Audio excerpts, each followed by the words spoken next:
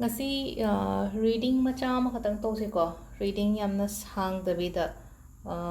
runes ki nahan gi tawgiba dumaina runes ki da relationship reading hapet yeng se ko pile gi mahutta crystal oina choose tawrase ko rose quartz ko chi pink changba stone sima lawrage aduga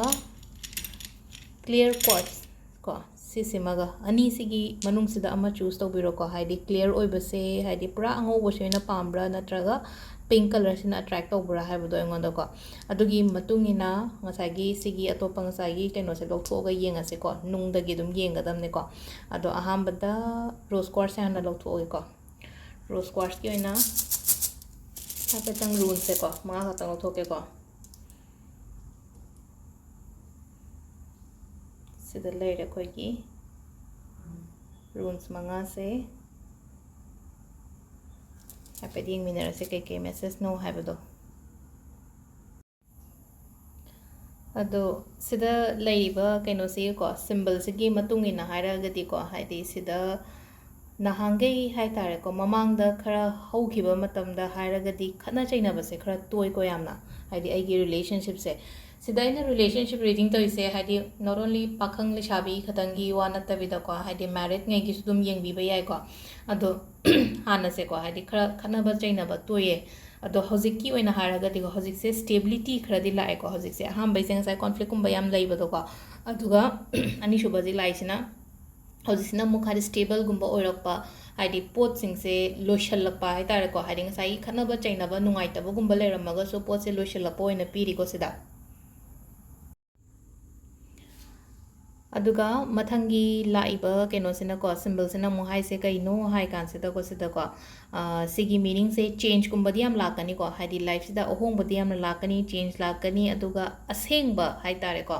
कइगुंबा आइगे partner दुना वा लोटपा खोपा लेरगा सो हाइदी सोमगी ममांगदा लोइना मक्थोलकनीबा असेंगबा truth तो लोइना reveal तौरपा high तारे सिदा को सिदा खोइना सिगी symbol सिना हाइदिसे अदो अमुमुंगना को आइगी नुंगाइतबान हारगदी को आई इमोशनली याम डाउन ओइ को आइगी इमोशंस मैम सिना लोइना कंट्रोल कैनो तौरगा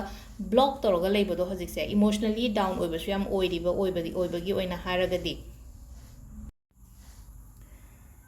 सिगी लाइबा सिंबल से को सी सिने को इन हाइसे इमोशनली डाउन ओइबा खोटपा सुमाइना पीरी से अदो खतंग खरा हाइ तारे को बैलेंस लेतबा को बैलेंस लेतबा सैक्रिफाइस से दुम आइगी साइड तगी खरादी दुम तौवे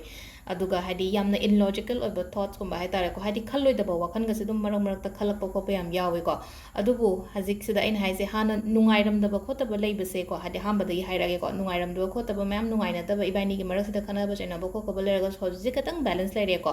बैलेंस लेरे तुंगी ओइना हाइरागसु को आइगी ममांगदा लोइना अहोंबा लाकपनी खंगदे नत्रगा हाइदी माना कइगुंबा आइगी हाइदी अरोटपा तौरमगसु नंगी ममांगदा लोइना रिवील तौरपा कोलकपा को अदुमा ओइरे को अदुगा हजिसे इसाई थंदा इन हाइसे को हाइदी आई खतंगना लोइना सैक्रिफाइस तौबा आइना द कॉम्प्रोमाइज तौबगी टाइप ता अमा तौबदो अदु लेरे को वखनसु ओइना हाइसे को हाइदी खल्लोइदबा वखनसु दुम खंजलकपा हाइदी तौ फतेदी खल्लगसु को हाइदी सिगी पोटसे दुमाइना खलकपा बैलेंस थंबा ngमदबा इसाई थंदा अदुना हाइदी सुमाइना रिलेशनशिप त फलक्तबसिदा आइगी कैनोदसु हाइ तारे को आइगी करियर दसु यामना अफेक्ट तौरेबा हाइदी थबा इंखांगदा कॉन्संट्रेट तौबा ngमदबा खोतबा अदुमबसु यामना पीरी को अदुबु आउटकम सिदा लाको मतम सिदा आउटकम कार्ड सिदा मु यामना प्रोग्रेस लाकनी को हाइदी रिलेशनशिप सिदा प्रोग्रेस लाकनी ग्रोथ लाकनी हाइदी फजना जर्नी से फजना चटलोदी हाइरिबा तुंगी ओइना हारगदी हौजिक खरा मतम खरादी फेस तौवे को हाइदी ngasiगी सुम लाइबा एनर्जी सिगी हाइदी ngसागी रून्स की एनर्जी सिगी मतंगदा हाइरगदी हाइदी हाना नुंगाइगिद्रे खरादी कैनो तौरे को हाइदी खरा फगलए दो पुरा कैनो तौबसु ओइद्रिबा हाइदी खरा इसासिदा को हाइदी निंजिंग मांजिंगनबा डाउट लेबो खोतो मैम अमा लेरी को अदुना खतंग हाइ तारे को हाइदी वाखनसे खरा कैनो तौना खनबियो खतंग नुंगाइनसु को हाइदा आइना साइदो हाइदी इमोशनली डाउन ओइरगा हाइदी आइगी इमोशन से कैका मैमजना लोइना ब्लॉक तौरगा लेबदो आइगी थबा इंखांगदा अदो सिदा सुम खंजल लेरगदी आई थबक तमु सोइरकनी दुना अदुदुना हाइदी सोइदनबगी दमकता हाइदी सीसे लेट गो तौहनबा नुंगाइतबा रिलीज तौहनबा हाइदी ओवरऑल लास्ट तदी फदी फरीदना अदुने को सिदा हाइसे अदो मथंगी हाइपेतंग कैनोगी येंगसे को क्लियर क्वार्ट्स की चूज तौबंगै से को अनिशुबगी से अदो सिदा सुदुम क्लियर क्वार्ट्स से 1 2 3 4 5 को outcome di ngasai ahambaduga fazana cha manana thogle ko outcome gi oina haira agadi ko ado sida leire khoigi rules manga se sida akoigi ani shuba sina ko ani shuba haidi sum luhong kiba yamna kuidriba khotriba gomba leiragadi haidi baby gomba ga lakhiba su leiramgani ko haidi aduga aduma su leizare adu nattabida ke haini relationship se dum phajana hana dagi hongna su lakpa budi lae ko haidi ai relationship se hai keno tawraga cycle amada yamna nushi chanana di lakpadi oiri ko ado hojik su ngaire ko hojik su haidi yamna understanding amaga loinana leisu lei aduga keno su oigani ko wa lot pa khopa thambigano sidana mo wa lot pa khopa thambigano haidi kai gumba lot laga su ko haidi aina lot ke haina khandaba nupi oiro ko haidi nupi duna su haidi ai gi partner sida lot ke haina su khangano haidi mana chairakani mana kholakani haibagi adu da kem na tabi da ko haidi kaino ma leiba matam da ko haidi share tawmino ba haidi hype tawba yade ko sida potse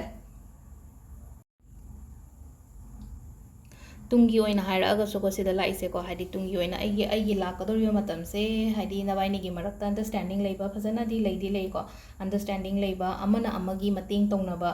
adagi ama haidi compatible oiba dum partner ga sudum lakani ko haidi single ngai gi oiraga so ai gi damakta compatible oiba partner haidi yamna ai gi damakta khanbiba adumba oirsu